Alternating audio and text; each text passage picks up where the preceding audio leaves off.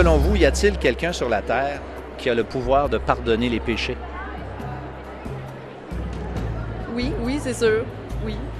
Quelqu'un comme un prêtre ou le pape. Je crois peu au pouvoir de la confesse. La notion de péché, pour moi, est très négative et rétrograde. C'est d'une autre époque. Je pense que nous pouvons tous pardonner. Non, je crois pas, parce qu'il y a personne qui peut se dire qu'il pardonne les péchés des autres. Dans un sens, c'est qui, lui, pour se le permettre, parce qu'il y en a des péchés. Qu'est-ce qu'un péché? Le péché, selon moi, n'existe pas.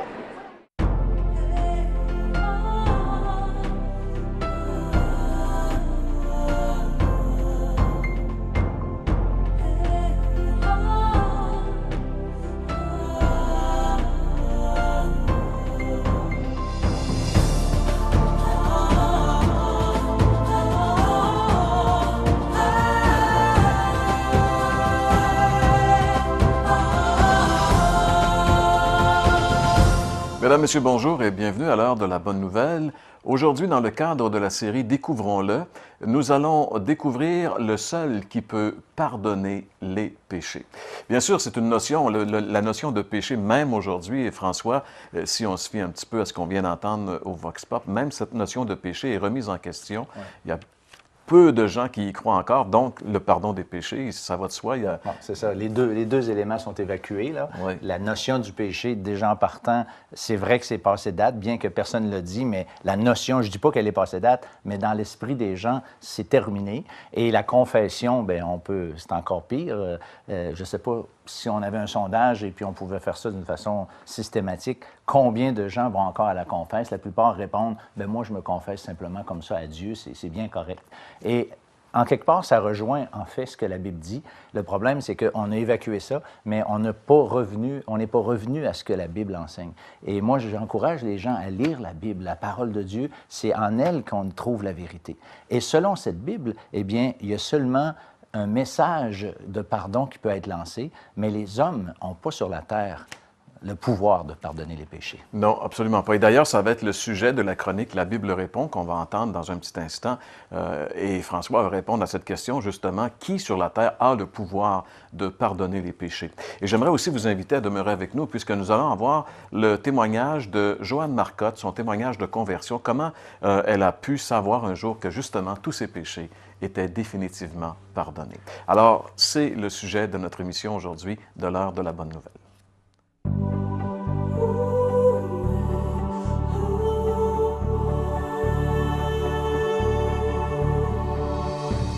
Selon la Bible, qui peut pardonner les péchés?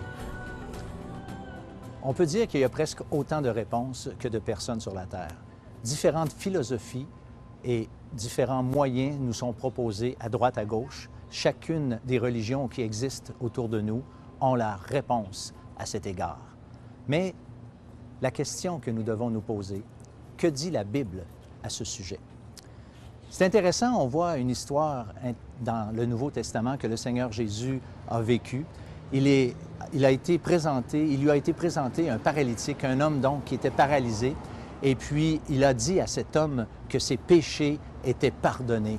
Et les Juifs lorsqu'ils ont entendu ça, ils ont simplement dit « Qui peut pardonner les péchés si ce n'est Dieu seul? » Et le Seigneur Jésus, comme un peu pour montrer que lui seul a ce pouvoir de pardonner les péchés, leur a demandé quel est le plus facile, de pardonner les péchés ou de dire au paralytique « Lève-toi et marche ». Et voici exactement ce que le Seigneur Jésus a répondu. « Or, afin que vous sachiez que le Fils de l'homme a sur la terre le pouvoir de pardonner les péchés, je te l'ordonne, dit-il au paralytique, lève-toi, prends ton lit et va dans ta maison. » Eh bien, l'histoire termine lorsque cet homme se lève, ainsi donnant la preuve que Jésus a vraiment ce pouvoir autant de pardonner les péchés que de guérir un homme qui était comme ça paralysé depuis des années. La Bible nous dit pourquoi Jésus détient ce pouvoir. La raison est simple. Jésus est mort sur la croix. De sa vie, il a payé la rançon pour nos péchés, nous dit la Bible.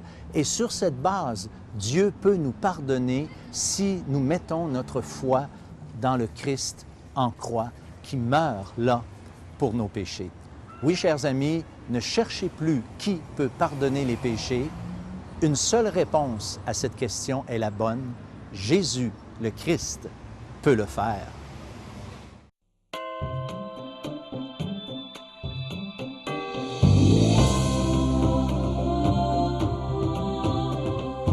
Mes parents étaient des pratiquants et tout le monde fréquentait l'Église. J'allais à la messe tous les dimanches et j'aimais ça, je me sentais bien dans une église. À l'adolescence, j'ai abandonné la pratique et je me suis mis à faire beaucoup de sport. J'avais une gang et j'étais toujours avec eux. C'était une bonne gang, sans problème.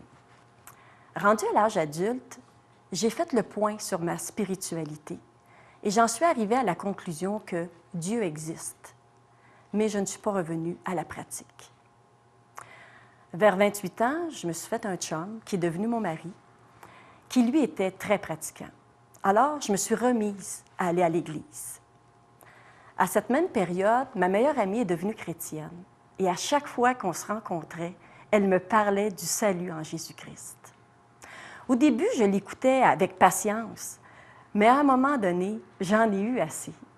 Là, je lui ai dit, « Ça, là, c'est tes affaires. Si tu aimes ça, pas de problème, mais achale-moi plus avec ça. » Mais tout ce qu'elle m'avait dit, ça me trottait dans la tête. Alors, un dimanche matin, j'étais à la messe et j'ai mis Dieu au défi. Je lui ai dit, « Mon Dieu, moi, je sais que tu existes. Mais Jésus, tout ce qu'il a fait, est-ce que c'est vrai? Si c'est vrai, prouve-le-moi. » À cette époque, j'enseignais dans une école primaire et il y avait des Bibles qui traînaient. Et là, je me suis dit, le meilleur endroit pour connaître sur Dieu, c'est d'ouvrir la Bible et de lire. Alors, c'est ce que j'ai fait. Mon ami m'avait conseillé de commencer par le Nouveau Testament. Au fil de mes lectures, il y a 2 passages qui m'ont particulièrement touchée. Le premier se trouve dans la première lettre de Jean, au chapitre 5 et au verset 13. Jean dit, « Je vous ai écrit ces choses afin que vous sachiez que vous avez la vie éternelle, vous qui croyez au nom du Fils de Dieu. » Les choses que l'apôtre Jean parle, c'est tout ce qu'il a raconté sur la vie de Jésus. Et si vous vous rappelez, ma demande à Dieu, c'était « Montre-moi que ce que Jésus a fait, c'est vrai. » Et là, l'apôtre Jean me dit « C'est vrai. » Et en plus, il me dit que si je crois à ça, bien j'ai la vie éternelle. Même si j'avais saisi cette chose-là, je n'étais pas capable de le croire. Puis une autre chose dans ce verset-là qui m'avait touchée, c'était le temps du verbe. Il dit « Vous avez la vie éternelle, c'est dès maintenant. » C'est pas plus tard, c'est maintenant, je crois, j'ai la vie. Alors, il y avait 2 choses qui bloquaient mon acceptation, dans le fond, de ce que Dieu me disait, là. La première chose, c'était mon orgueil. Je n'étais pas capable d'accepter que toutes les années que j'ai vécues, j'avais eu tort dans ma relation avec Dieu. Et la deuxième chose qui me bloquait, c'est que moi, je voulais une preuve que c'est vrai, tout ce qui était écrit. Alors, j'avais compris dans la lecture que j'avais faite qu'il y avait comme 4 étapes pour être sauvé. La première étape, c'était de se reconnaître comme étant pécheur. Et ça, je n'avais pas de problème avec ça parce que je suis loin d'être parfaite. Vous avez juste à en parler à mes enfants. La deuxième chose, c'était que par moi-même, je n'étais pas capable d'arriver à la perfection et à être digne de Dieu. La troisième étape que j'avais compris, c'était que Jésus, lui, il était parfait. Il n'avait pas fait de tort à personne. Donc, il pouvait devenir mon sauveur parce que lui était parfait. Et la quatrième, je devais accepter toutes ces étapes-là.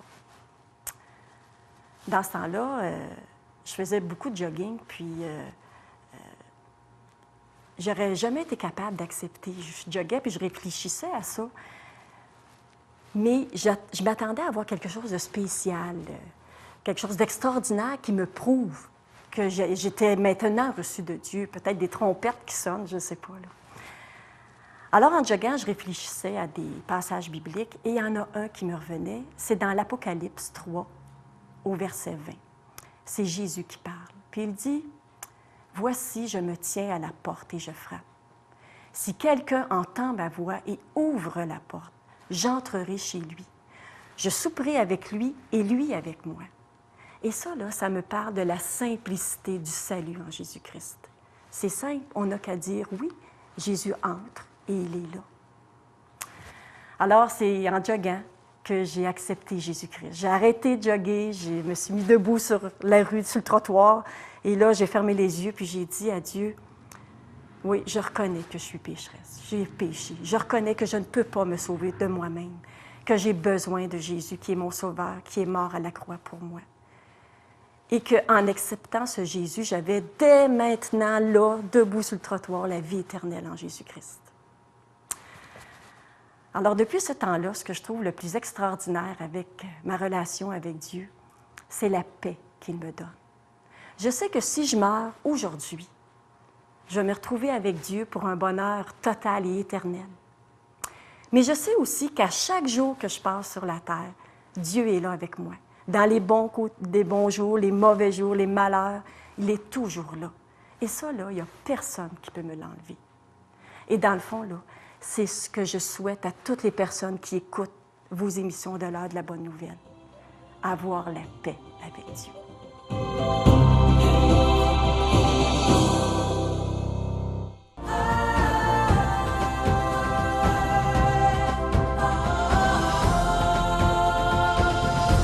Eh bien, aujourd'hui, nous allons découvrir ensemble celui, le seul, qui peut vraiment pardonner nos péchés.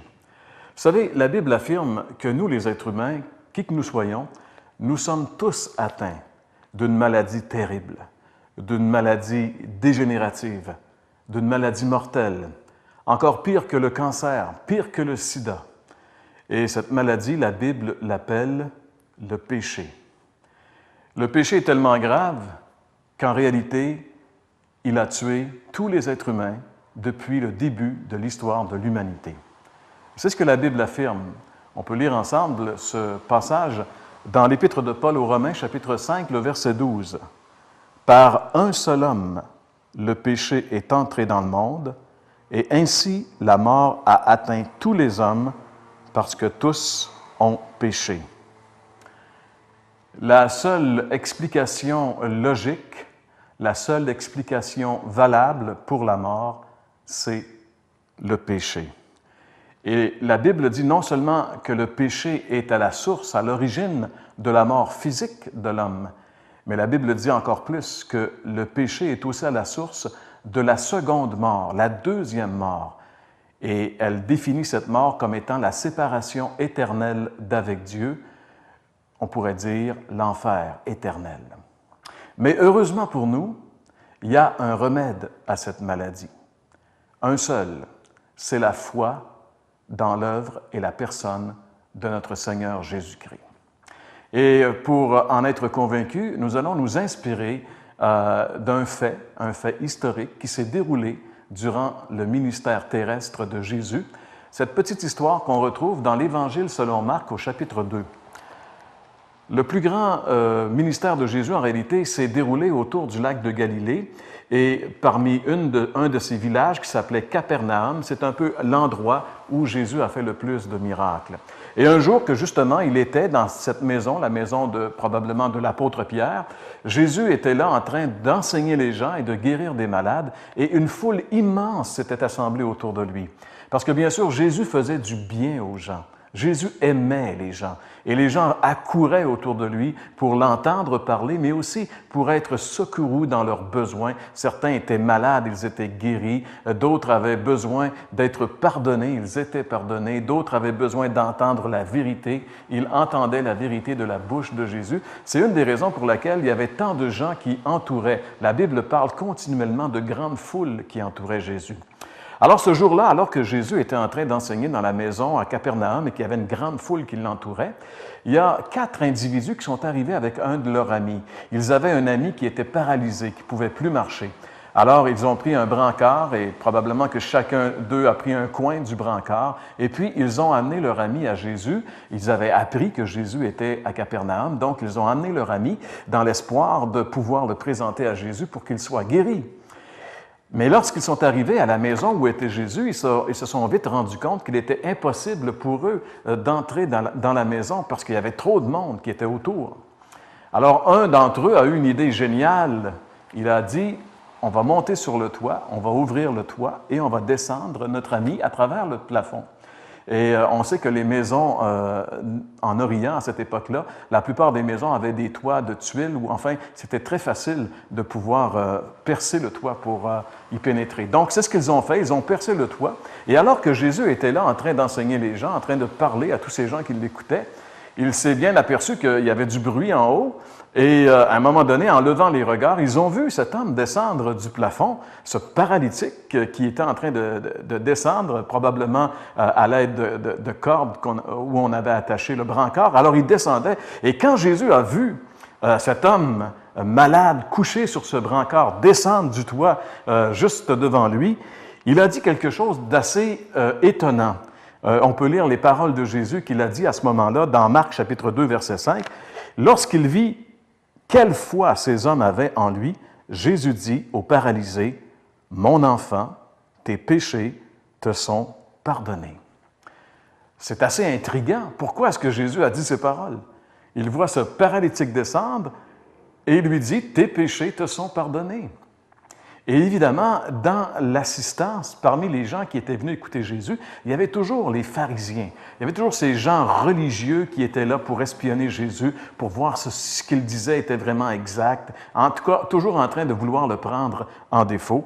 Et quand ils ont entendu Jésus dire ces choses-là, ils ont dit à Jésus, « Mais voyons donc, tu ne peux pas dire ça. Dieu seul peut pardonner les péchés. » Et là, Jésus les a mis au défi. Regardez avec moi le défi que Jésus va proposer à ces gens. Marc chapitre 2, les versets 9 à 11. Jésus dit, « Qu'y a-t-il de plus facile? Dire au paralysé, tes péchés sont pardonnés, ou bien, lève-toi, prends ton brancard et marche. Eh bien, vous saurez que le Fils de l'homme a sur la terre le pouvoir de pardonner les péchés. Alors il dit au paralysé, je te l'ordonne, lève-toi, prends ton brancard et rentre chez toi. » Évidemment, lorsque Jésus a dit « tes péchés sont pardonnés », c'était quelque chose qui était difficilement prouvable, authentifiable, parce que le pardon des péchés, c'est un peu dans le domaine du spirituel, ce n'est pas dans le domaine visuel. Alors Jésus a dit à ces gens-là, pour vous démontrer que moi j'ai le pouvoir de pardonner les péchés, je vais dire à cet homme, prends ton brancard et marche. Et Jésus dit à cet homme, prends ton brancard et marche. Et la Bible dit qu'aussitôt, cet homme a pris son brancard et qu'il est retourné chez lui en marchant. Non seulement son corps était guéri, mais ses péchés étaient pardonnés.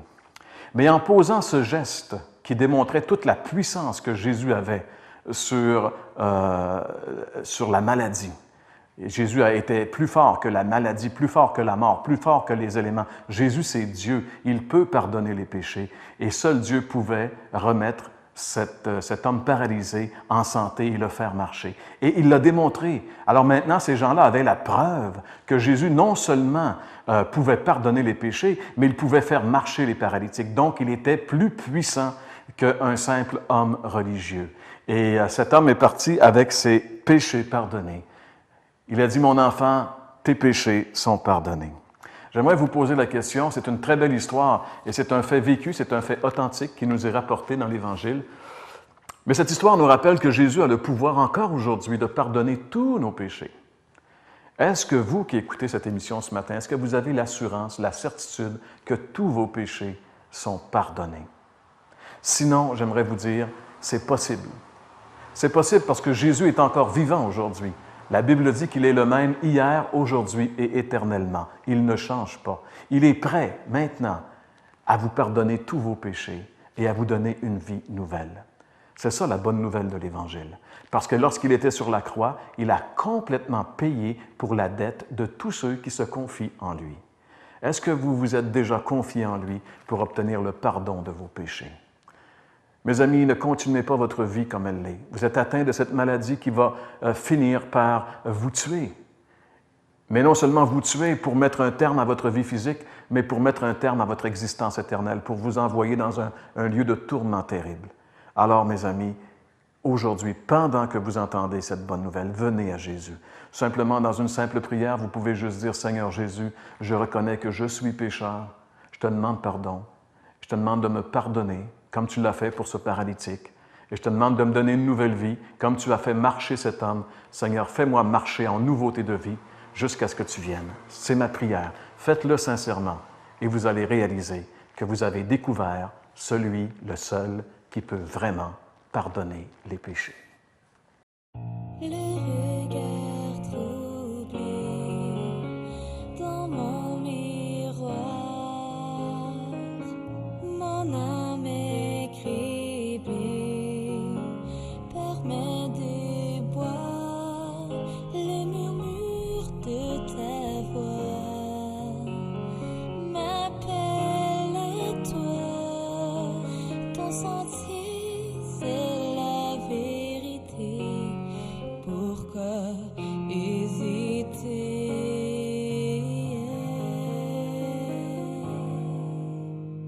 L'oasis d'eau vive, c'est ton esprit en moi, que mon cœur tout entier s'abreuve de toi, envahit toute ma vie.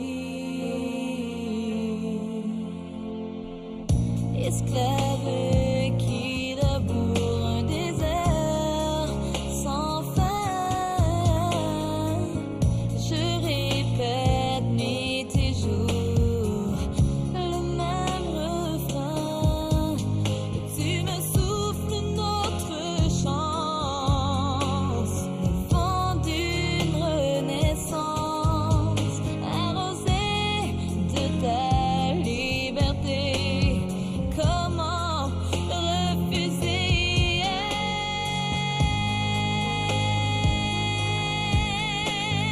L'oasis d'eau vive, c'est ton esprit en moi,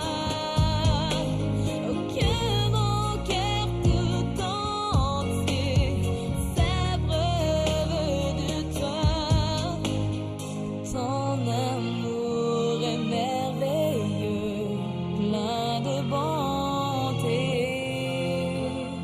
Je veux suivre dès ce jour ta volonté.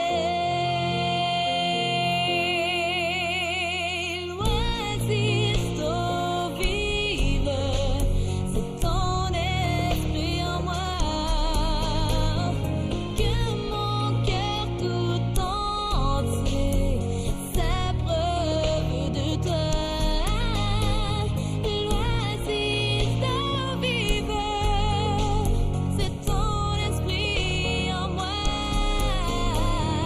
que mon cœur tout entier s'abreuve de toi.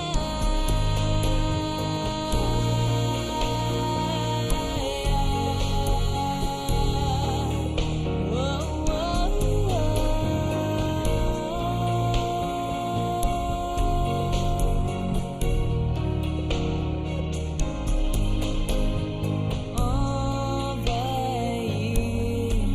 toute ma vie, Seigneur. Merci beaucoup, Andréane, pour ce chant et merci également pour les belles images. Toute cette histoire, en réalité, qui jusqu'à un certain point, en quelques minutes, nous démontre le drame que peut amener le péché dans la vie des gens. François, au début, on a vu que la plupart des gens ne croient plus à l'existence du péché, mais on voit tellement de drames qui se produisent dans la vie des gens. C'est assez spécial. Les gens ne savent pas pourquoi ces choses-là arrivent, pourquoi il y a tant de divorces, tant de suicides, tant de bris de relations. Et la Bible nous le révèle, c'est le péché qui fait ça.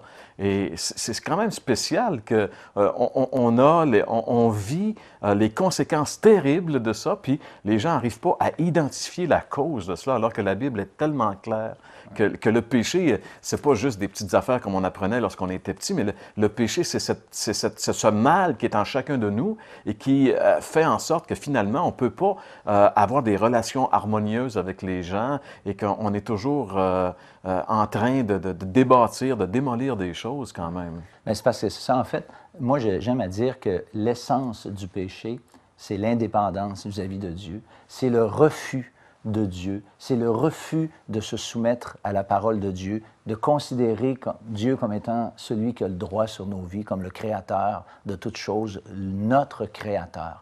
Et qu'est-ce que j'aime même dans la vidéo qu'on vient de voir ensemble, c'est la parole de Dieu, lorsqu'elle est introduite dans la vie de cette jeune femme qui a l'air tellement désespérée, eh bien, cette parole de Dieu fait toute la différence. Et c'est pour ça qu'on fait une émission comme la nôtre, dans laquelle on veut annoncer ce message de l'Évangile, encourager les gens à aller et prendre le livre et le considérer sérieusement comme étant effectivement la parole de Dieu, Jean-Pierre. Et à la fin de l'émission, peut-être ce serait bien de juste faire une petite mise au point parce que je pense que les gens, au début de l'émission, dans le Vox Pop, quand on parlait de pardon de péché, immédiatement, la vision qui venait, c'était la confession, ces choses-là.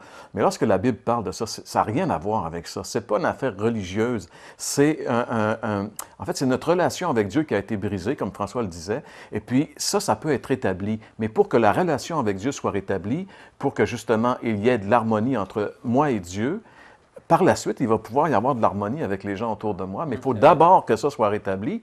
Mais pour que cela soit rétabli, il faut que mes péchés soient pardonnés. Il faut que j'accepte que le Seigneur Jésus soit mort pour mes péchés, qu'il ait la rançon que Dieu a acceptée pour mes péchés, que je croie en lui, que je le reçoive comme mon sauveur. Et à partir de ce moment-là, je suis réconcilié avec Dieu et je peux être réconcilié avec les autres.